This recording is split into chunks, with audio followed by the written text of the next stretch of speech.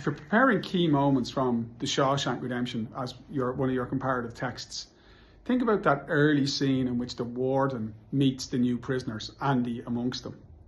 And in the note I wrote for you on the Shawshank Redemption, I make the point that the warden tells the prisoners when they come in, rule number 1, no blasphemy.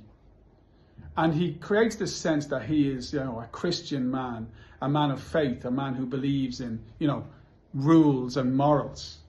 But in fact, that's all a nonsense. Because in that same scene, when one of the prisoners asks, when do we eat? See that key moment there? When do we eat? The warden gives the nod to Captain Hadley. And Captain Hadley viciously beats that prisoner.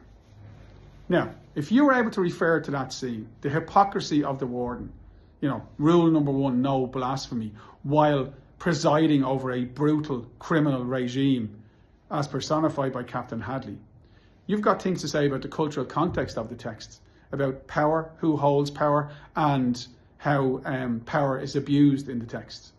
You've got things to say about general vision and viewpoint, because you're seeing a man who is entrusted with the care, yes, of these prisoners. Obviously, prison is a place of punishment, but he abuses his power.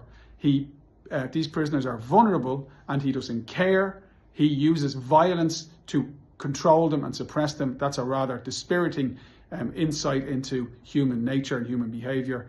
And that moment, that key moment, the use of sound, the use of the camera zoning in on that prisoner as he's being beaten, and then the warden's face impassive as he looks upon this terrible act of violence.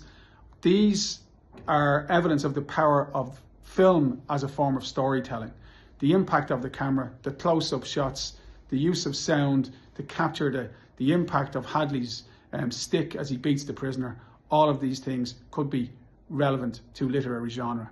So that's a good key scene for anybody to prepare if you're looking at the Shawshank Redemption under the heading of cultural context, general vision and viewpoint, or indeed literary genre.